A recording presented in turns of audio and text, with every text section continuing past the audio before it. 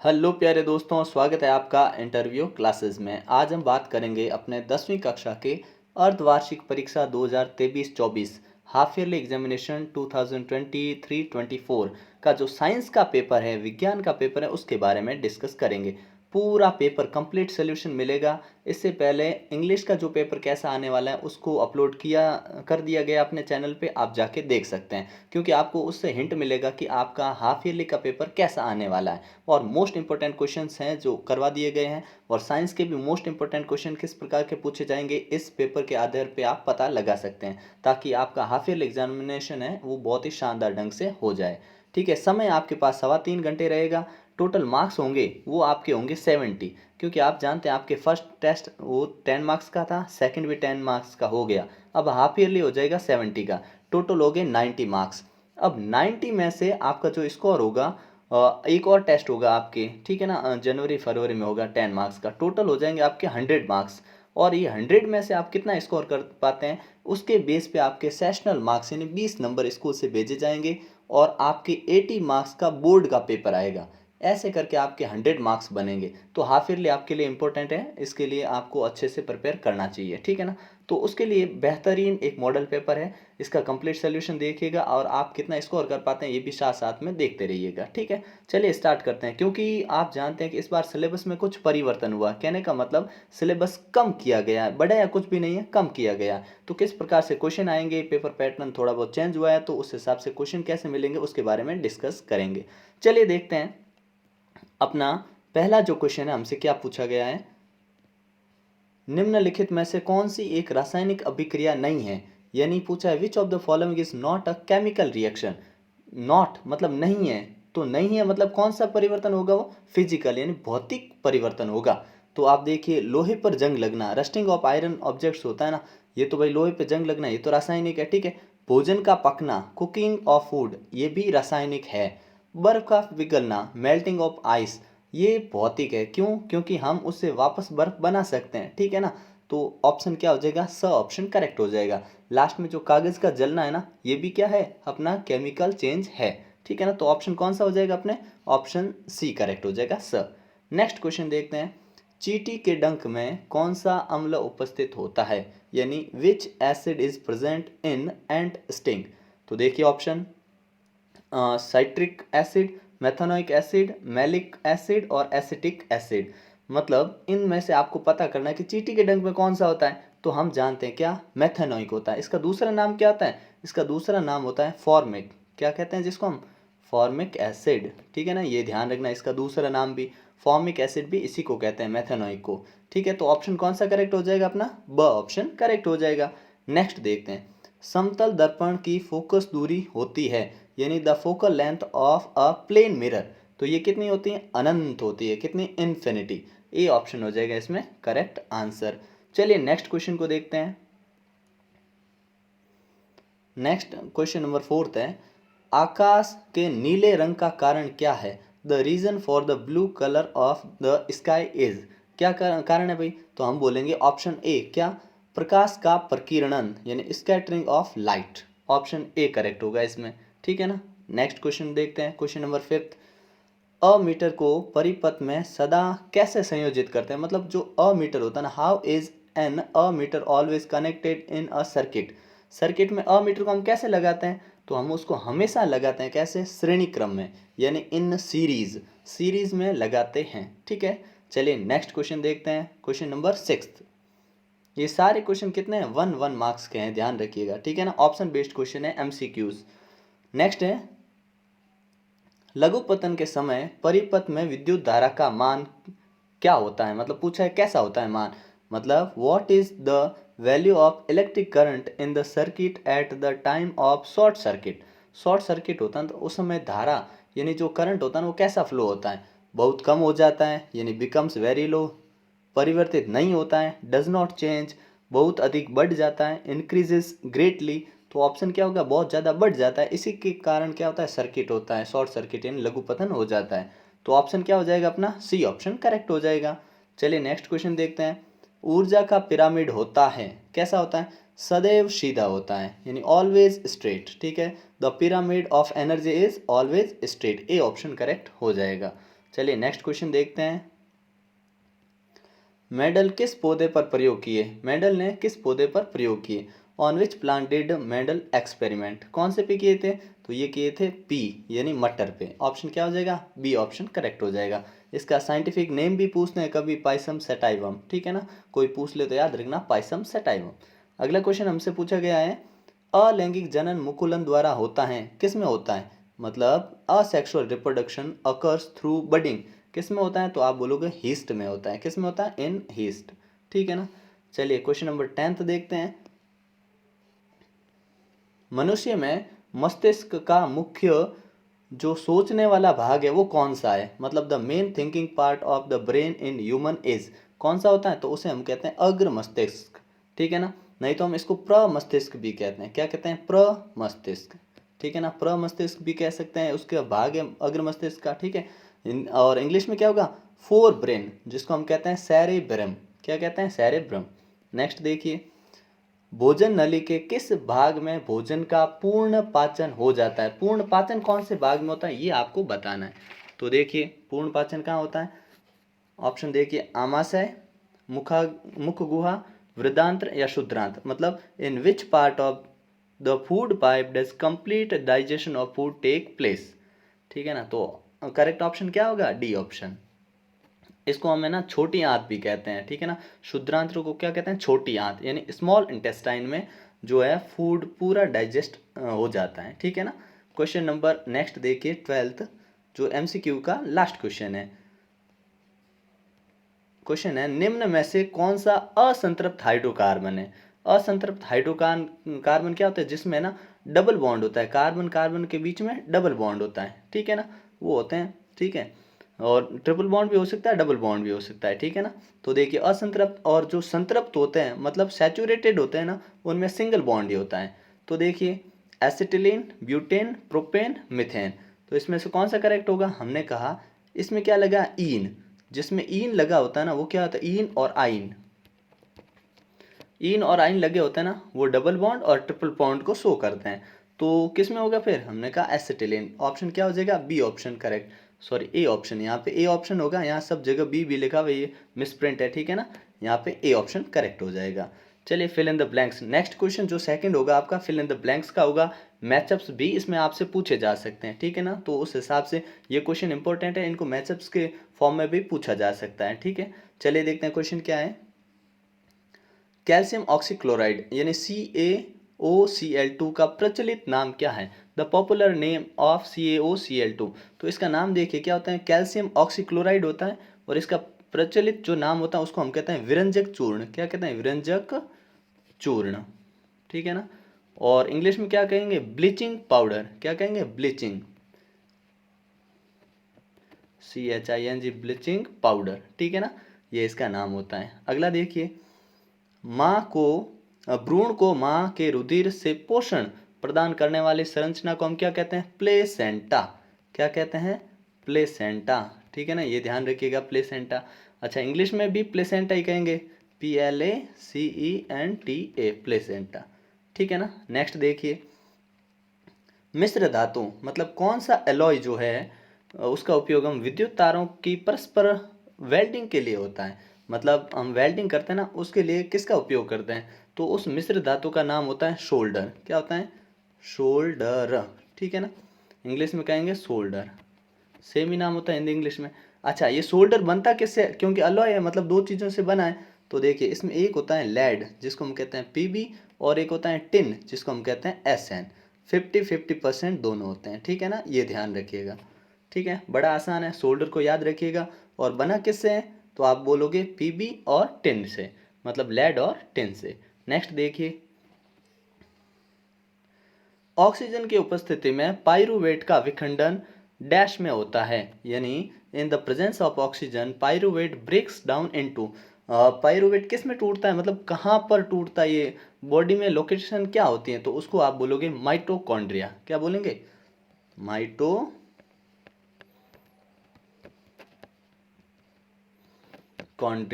ठीक है ना, ध्यान रखिएगा माइटोकॉन्ड्रिया में होता है, ठीक है ना। स्पेलिंग भी लिख दीजिए, माइटोकॉन्ड्रिया, माइटोकॉन्ड्रिया, ठीक है ना। नेक्स्ट देखिए, लेंस डैश लेंस जो है ना, लेंस सदैव छोटा, आभासी और सीधा प्रतिबिंब बनाता है। तो कौन सा लेंस है वो हमेशा छोटा और सीधा आभासी प्रतिबिंब बनाता है? तो आप क्या बोलोगे, कौन सा लेंस होता है? तो हम कहेंगे वो लेंस होता है अपना अवतल लेंस। क्या होता है? अवतल, अवतल लेंस, ठीक है ना। और इंग्लिश में क्या बोलेंगे? A lens always forms a small virtual और इरेक्ट। कौन सा होता है? तो इस अवतल लेंस को इंग्लिश में कहते हैं कॉनकेव। क्या कहेंगे? कॉनकेव, ठीक है ना, कॉनकेव लेंस। ठीक है, नेक्स्ट देखिए, बड़ा इजी क्वेश्चन है ये तो। तंत्रिका तंत्र की प्रमुख इकाई डैश होता है या होती है? कौन सी होती है? मतलब the main unit of the nervous system is, क्या होता है? उसको हम कहते हैं न्यूरॉन। न्यूरॉन, ठीक है ना, NER NEURON, न्यूरॉन, ठीक है ना। नेक्स्ट देखिए, मानव नेत्र में प्रकाश एक पतली झिल्ली से होकर प्रवेश करता है। मतलब अपना नेत्र होता है, उसमें आंख में सीधे प्रवेश करता है प्रकाश, तो सबसे पहले कहाँ एंट्री करता है? The light enters the human I through the thin membrane called, उस मेम्ब्रेन को हम क्या कहते हैं? तो उसको हम कहते हैं कॉर्निया। क्या कहते हैं? कॉर्निया। इंग्लिश में भी लिख देते हैं कॉर्निया, ठीक है ना, कॉर्निया से। नेक्स्ट देखिए, अधिक विभवांतर, नेक्स्ट क्वेश्चन है कि अधिक विभवांतर प्राप्त करने के लिए शैलों को डैश क्रम में जोड़ा जाता है। जब हमको to obtain more potential difference cells are connected in dash sequence, कौन से सीक्वेंस में लगाते हैं? तो हम बोलेंगे श्रेणी। कौन सा? श्रेणी क्रम में, ठीक है ना। कौन से क्रम में लगाएंगे? श्रेणी क्रम, यानी इन सीरीज, सीरीज में हम लगा देंगे, ठीक है। नेक्स्ट क्वेश्चन देखते हैं, ये सेक्शन बी आएगा जहां से आपसे छोटे क्वेश्चन पूछे जाएंगे 1 मार्क्स के, ठीक है, 1.5 या 1 के पूछे जाएंगे, ठीक है। मनुष्य में आयोडीन की कमी से कौन सा रोग हो जाता है? तो उसे हम कहते हैं घेंगा, हिंदी में बोलेंगे घेंगा या गलगंट बोल दो, और इंग्लिश में बोलेंगे गॉइटर, ठीक है ना, गॉइटर, ठीक है। नेक्स्ट देखिए, जल अम्ल का जलीय विलयन विद्युत का चालन करता है, क्यों? मतलब why does aqueous solution of acid conduct electricity, क्यों करता है? तो आप जानते हो क्यों करता है, क्योंकि उसमें फ्री H+ आयंस होते हैं in presence of hydrogen ion, ठीक है ना, ये लिख देंगे। हिंदी में क्या लिखेंगे? क्योंकि अम्ल में H+ आयन यानी हाइड्रोजन आयन पाए जाते हैं, जिसके कारण अम्ल का जो जलीय विलयन होता है विद्युत का चालन करता है, ठीक है। नेक्स्ट देखिए, ये तो बड़ा आसान क्वेश्चन पूछ लिया, ठीक है, 9th में भी पढ़ रखा है। डी ऑक्सी राइबोस न्यूक्लिक अम्ल या डी राइबोस न्यूक्लिक एसिड, इसका फुल फॉर्म हो गया, ठीक है ना। नेक्स्ट देखिए, पारितंत्र में अपमार्जकों की भूमिका क्या है? बड़े आसान सवाल है, ठीक है ना। अपमार्जक किसको बोलते हैं? मतलब स्क्वेंजर्स इन द इकोसिस्टम, उनका रूल क्या होता है? तो अपमार्जक जितने भी होते हैं ना, ये प्रकृति में पाए जाने वाले जितने भी ऐसी चीज़ें हैं जिनका मतलब विघटन करना जरूरी है, जो पर्यावरण के लिए नुकसानदेह भी हो सकती है, उनको सही करने के लिए जो जीव इस्तेमाल होते हैं, हार्मफुल सब्सटेंस को ख़त्म करने के लिए जो जीव होते हैं, उन्हें हम कहते हैं अपमार्जक, ठीक है ना। अगर इंग्लिश में बोलें तो क्या बोलेंगे? Eliminate harmful substances from the environment. ये किसका रोल हो जाएगा? अपने अपमार्जकों का, ठीक है ना। तो अपमार्जक पारितंत्र में जितने भी चीज़ें होती है, जैसे मरे हुए जीव हो गए, उनका विघटन करना ज़रूरी होता है, तो ये पारितंत्र में उनका जो अहम रोल होता है, ठीक है। नेक्स्ट देखिए, गुणसूत्र क्या होते हैं, इसके क्या कार्य हैं? बड़ा आसान क्वेश्चन है, कई बार मतलब 9th में भी आप कर चुके हैं। तो गुणसूत्र क्या होते हैं? एक धागे समान संरचना होती है, थर्ड लाइक स्ट्रक्चर होते हैं, और इनका कार्य सबसे इंपॉर्टेंट होता है क्या? ये अपने जेनेटिक करेक्टर्स, जो पेरेंट्स से जितने भी जेनेटिक करेक्टर्स होते हैं, उनको जनरेशन टू जनरेशन आगे लेके जाते हैं। मतलब आनुवांशिक लक्षणों, किसको? आनुवांशिक जो लक्षण होते हैं, आनुवंशिक आनुवंशिक लक्षणों को एक पीढ़ी से दूसरी पीढ़ी पर ले जाने का कार्य किसका होता है? गुणसूत्रों का होता है, ये ध्यान रखिएगा। चलिए नेक्स्ट क्वेश्चन देखते हैं। नेक्स्ट है, 2 मीटर फोकस दूरी वाले किसी अवतल लेंस की क्षमता ज्ञात कीजिए, यानी find the power of concave lens of focal length 2 metre. तो आप जानते हैं कि फोकल लेंथ को हम कैसे लिखते हैं? एफ, और अपने लेंस कौन सा है? आपने कहा कॉनकेव, तो कॉनकेव लेंस में फोकल लेंथ हमेशा माइनस में होती है, तो आपने कहा -2 मीटर। ठीक है, अब आपको क्या निकालना है, पावर निकालनी है ना, पावर यानी क्षमता। तो क्षमता का सूत्र क्या होता है अपने, P = 1/F, ये होता है। ठीक है ना, अब इसको मैं इधर कर रहा हूँ, ठीक है ना, देखिएगा। तो 1 का 1 लिखा मैंने, और F की जगह अपने को क्या लिख देना है, 2 मीटर। ठीक है, -2 मीटर। अब इसका डिवाइड लगाएंगे तो अपने कितना आएगा, 0.5 मीटर। ठीक है ना, क्योंकि ये पावर है, क्षमता है, तो इसको 0.5 मीटर से नहीं, डायप्टर से दिखाएंगे, डी से। ठीक है ना, लास्ट में क्या लिखेंगे हम, डी लिखेंगे इसके पीछे। डी लिखने के कारण आप जानते हैं डी क्यों लिखते हैं, डायप्टर, लेंस की क्षमता का मात्रक होता है डायप्टर। ठीक है ना, इसलिए 0.5 डी आंसर हो जाएगा। ठीक है, नेक्स्ट देखिए, नेक्स्ट क्वेश्चन हमसे पूछा, क्वेश्चन नंबर 9 है, प्रकाशानुवर्तन किसे कहते हैं। बड़ा आसान क्वेश्चन है, ज़्यादा मुश्किल नहीं। क्यों, क्योंकि प्रकाशानुवर्त वो चीज़ें होती है जो कि ऐसे पादप जो प्रकाश की दिशा में गति करते हैं, उसको बोलते हैं हम प्रकाशानुवर्तन। ठीक है, इंग्लिश में ट्रांसपोर्टेशन कहने का मतलब ये हो सकता है कि अ phenomena by which the plant bend towards the direction of light. ठीक है ना, फोटो मीन्स होता है लाइट, ट्रोपिज्म मीन्स उनकी मूवमेंट। तो फोटो इन लाइट की तरफ उनका मूवमेंट होता है, उसको हम बोलते हैं फोटोट्रोपिज्म। ठीक है ना, अगला है, वायु में जलाने से पूर्व मैग्नीशियम रिबन को साफ क्यों करते हैं। मतलब why is magnesium ribbon cleaned before burning in air. Air में जलाने से पहले साफ क्यों करते हैं, तो आप जानते हैं मैग्नीशियम क्या होता है, Mg। ठीक है, यहाँ लिखता हूँ मैं मैग्नीशियम। अब ये मैग्नीशियम पड़ा है ना, तो मैग्नीशियम पड़ा पड़ा ऑक्सीजन O2 ऑक्सीजन के साथ अभिक्रिया करके क्या बनाता है, MgO, मैग्नीशियम ऑक्साइड बनाता है। ठीक है, इसको एक बार बैलेंस कर लेते हैं। ये क्या है, ऑक्सीजन 2 है ना, ऑक्सीजन 2 है, तो इसको भी बैलेंस करने के लिए इधर 2 लगा दिया। अब ये ऑक्सीजन 2, लेकिन इधर मैग्नीशियम 2 हो गए, तो इसके आगे भी 2 लगा दो, तो ये बैलेंस्ड रिएक्शन होगी। अब आप लिखेंगे क्या, मैग्नीशियम जो होता है ऑक्सीजन के साथ रिएक्ट करके मैग्नीशियम ऑक्साइड बना देता है, जिसके कारण इसको जलने में दिक्कत होती है। तो क्या करते हैं, इसको पहले रेगमा से साफ करते हैं, फिर इसको जलाते हैं। ठीक है ना, तो ये आंसर हो जाएगा। नेक्स्ट देखिए, निस्तापन किसे कहते हैं, यानी कैल्सिनेशन क्या है। तो कैल्सिनेशन भी ज़्यादा मुश्किल नहीं। कैल्सिनेशन मतलब हो गया जब हम कार्बोनेट अयस्क को वायु की अनुपस्थिति, मतलब अब्सेंस ऑफ एयर। ठीक है, वायु की अनुपस्थिति, अनुपस्थिति मतलब वायु नहीं होनी चाहिए।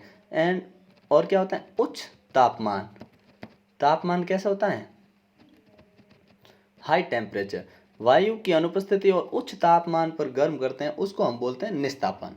ठीक है ना, कैल्सिनेशन क्या हो गया, in presence of high temperature and absence of air. ठीक है ना, इस प्रोसेस को हम बोलते हैं कैल्सिनेशन। ठीक है ना, विस्थापन। अगला देखिए, क्लोर क्षार अभिक्रिया से आप क्या समझते हैं, बड़ा इंपॉर्टेंट क्वेश्चन है। तो देखिए, क्लोर क्षार होता क्या है, जब NaCl, ये क्या होता है, सोडियम क्लोराइड, NaCl का जलीय विलयन, मतलब ये अभी एक्वस है। एक्वस कहने का मतलब पानी जैसा है, पानी नहीं है। ठीक है ना, लिक्विड नहीं है, क्या है, NaCl है।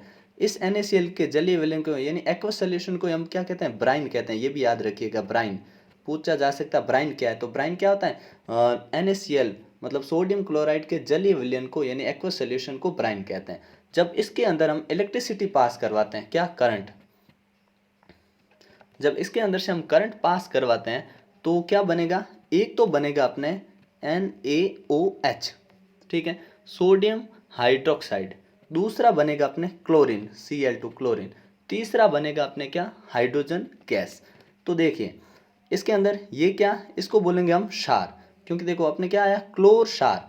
ये क्षार हो गया और ये क्लोर हो गया, इसके कारण इसको क्लोर क्षार अभिक्रिया कहते हैं। कहने का मतलब NaCl के अंदर जब NaCl के जलीय विलयन में जब विद्युत धारा प्रवाहित की जाती है, तो सोडियम हाइड्रोक्साइड मिलता है और क्लोरीन गैस और हाइड्रोजन गैस निकलती है। इसी को हम क्लोर क्षार अभिक्रिया कहते हैं। मतलब ये क्या है अपने, ये तो है क्लोर, और ये क्या है अपने इंग्लिश में बोलेंगे तो क्या, एल्किली।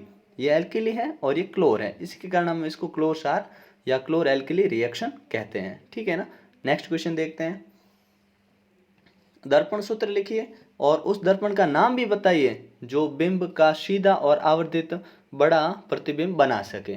तो उसका नाम भी आपको बताना है। तो देखिए, दर्पण सूत्र आप जानते हैं, दर्पण सूत्र क्या होता है, 1/F = 1/U + 1/V। ये अपने दर्पण सूत्र होता है, याद रखिएगा। फिर हमसे पूछा है कि उस दर्पण का नाम बताइए जो कि मतलब name the mirror which can form an erect and magnified large image of the object. तो वो कौन सा होता है? वो होता है अपने अवतल दर्पण, अवतल दर्पण, ठीक है ना। और इंग्लिश में क्या बोलेंगे इसको? कॉनकेव मिरर, कॉनकेव मिरर, ठीक है ना, ध्यान रखिएगा। नेक्स्ट क्वेश्चन है रेडॉक्स रिएक्शन क्या है, यानी रेडॉक्स अभिक्रिया क्या है। ये क्वेश्चन आप बहुत बार कर चुके हो, बताने की भी जरूरत नहीं है, फिर भी देखिए। ऐसा रिएक्शन या ऐसी अभिक्रिया जिसमें ऑक्सीडेशन और रिडक्शन दोनों ही होते हैं, मतलब ऑक्सीकरण और अपचयन, उपचयन अपचयन दोनों होते हैं, उसको हम रेडॉक्स कहते हैं। और उदाहरण उदाहरण यहाँ मैं लिख देता हूँ। जैसे अपने पास PbO लेड ऑक्साइड है। अब इसकी अभिक्रिया जब हाइड्रोजन से हुई तो क्या बनेगा? तो बनेगा अपने एक तो Pb प्लस H2O, ठीक है ना। अब देखिए अपने लेड के साथ ऑक्सीजन था, अब यहाँ ऑक्सीजन नहीं है, हाइड्रोजन के साथ नहीं था, अब यहाँ पे है, तो इसी को रेडॉक्स बोलते हैं, क्योंकि एक बार अपने उपचयन हो गया, एक बार अपचयन है, ऑक्सीडेशन रिडक्शन दोनों हो चुके हैं इसमें, ठीक है ना। ये एग्जाम्पल हो गया।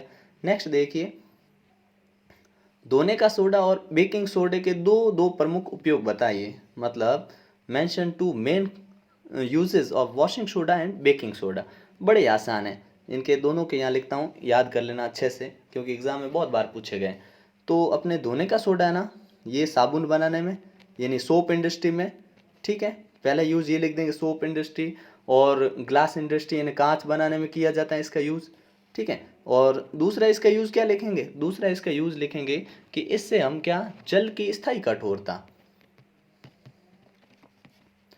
स्थायी कठोरता, जल की स्थायी कठोरता दूर करने के लिए, यानी परमानेंट हार्डनेस रिमूव करने के लिए भी हम किसका, वॉशिंग सोडा का यूज़ करते हैं, ठीक है ना। तो ग्लास और सोप इंडस्ट्री में, और remove permanent hardness of water, ठीक है ना।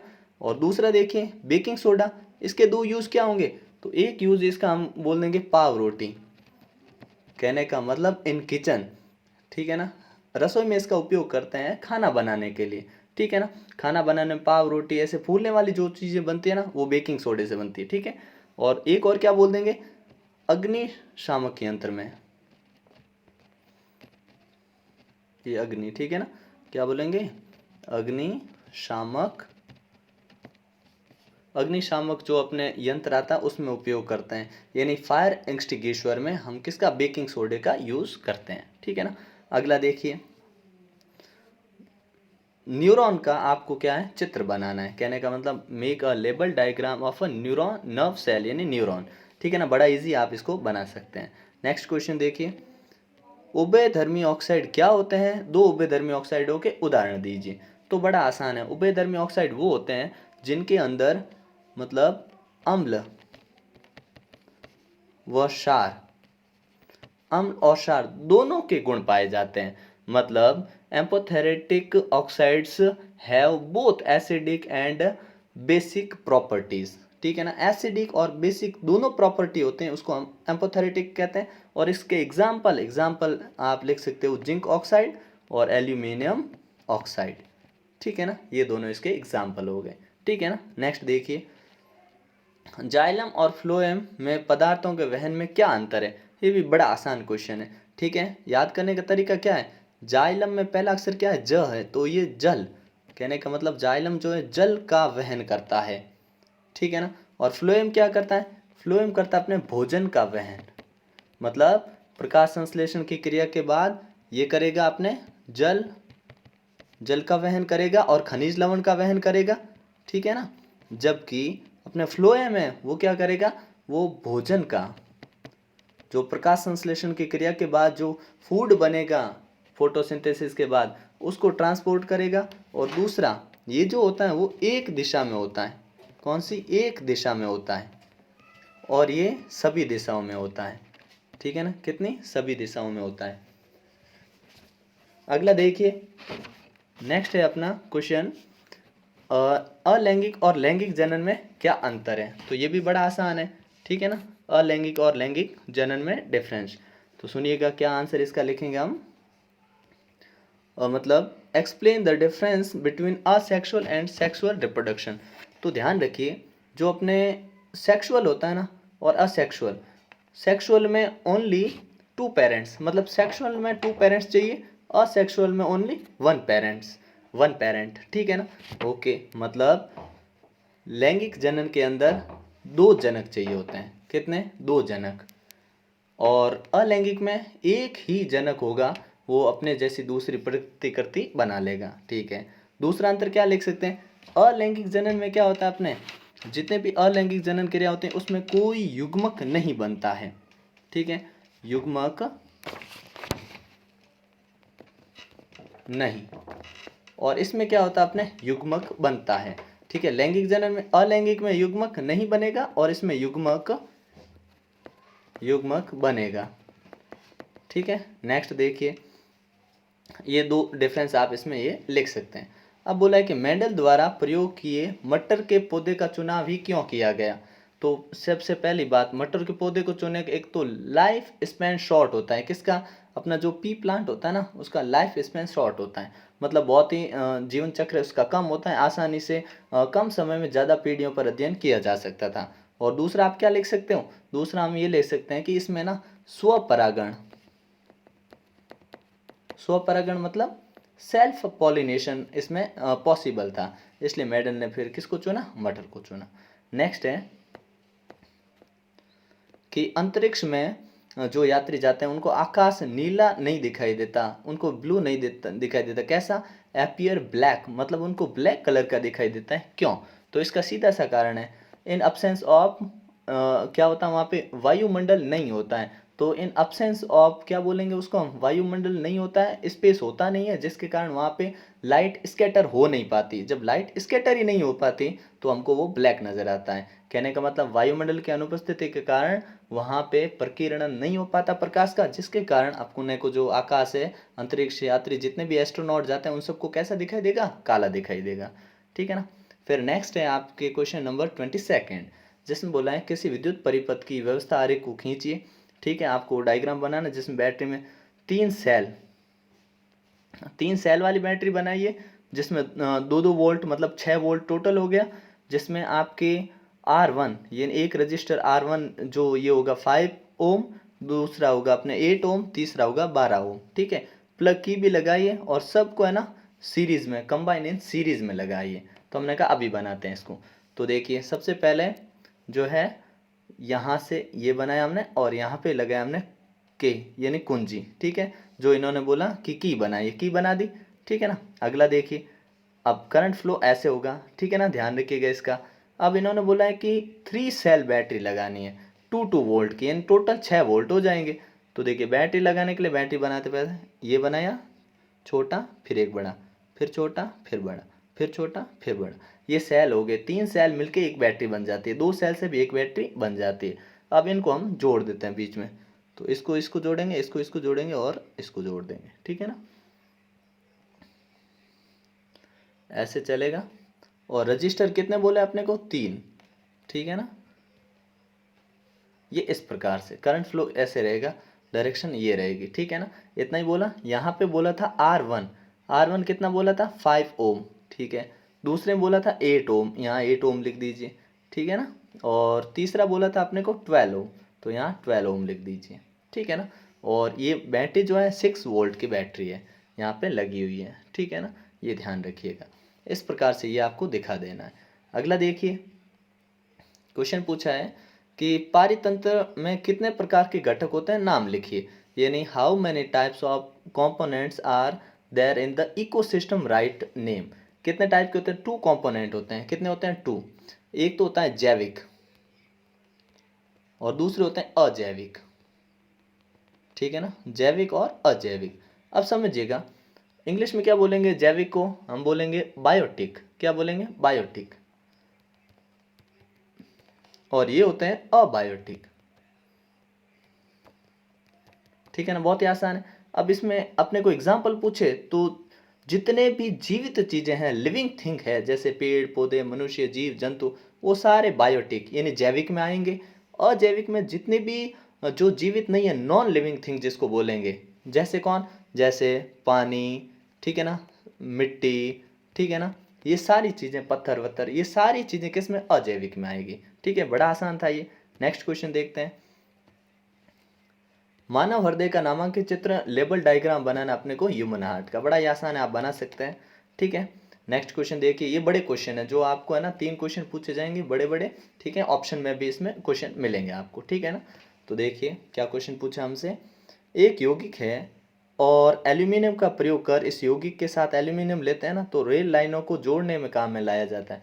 मतलब एक कंपोनेंट होता है, उसके साथ एल्यूमिनियम को यूज़ करके कनेक्ट करते हैं रेल लाइंस को। ठीक है, तो आपको बोला कि इस यौगिक यानी ये कंपोनेंट कौन सा है, तो आप जानते हैं एल्यूमिनियम के साथ हम किसका यूज़ करते हैं, एल्यूमिनियम के साथ हम यूज़ करते हैं आयरन ऑक्साइड का। किसका, आयरन ऑक्साइड, Fe2O3 का यूज़ करते हैं।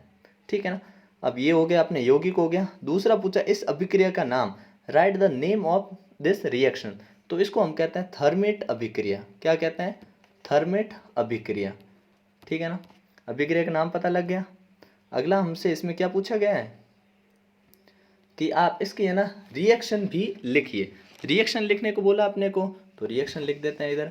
क्या, अभी क्वेश्चन में जैसा बोला था कि आयरन ऑक्साइड Fe2O3 को किसके साथ, एल्यूमिनियम के साथ रिएक्ट करवाएं, तो क्या बनेगा, तो बना यहाँ पे aluminium, sorry Fe, iron plus aluminium oxide. ठीक है ना, अब इसमें देखिए इसको बैलेंस करना पड़ेगा, तो बैलेंस करने के लिए एल्यूमिनियम के आगे यहाँ 2 लगा दो, क्योंकि एल्यूमिनियम यहाँ 2 है और आयरन यहाँ 2 है ना, तो इसके आगे 2 लगा दो, बाकी पूरी बैलेंस है। ये होती है अपनी थर्मिट रिएक्शन, जिसमें एल्यूमिनियम के साथ हम क्या आयरन ऑक्साइड की रिएक्शन करवाते हैं, तो क्या मिलेगा, आयरन मिलेगा और एल्यूमिनियम ऑक्साइड मिलेगा। ठीक है ना, ये हो गया। नेक्स्ट क्वेश्चन हमसे पूछा है इसके और में, ये और में इसको भी डिस्कस कर लेते हैं साथ में। ठीक है ना, क्या बोला, तनु सल्फ्यूरिक अम्ल दानेदार जिंक के साथ अभिक्रिया करता है, यानी dilute sulphuric acid react with granular zinc, तो इसकी रिएक्शन लिखिए।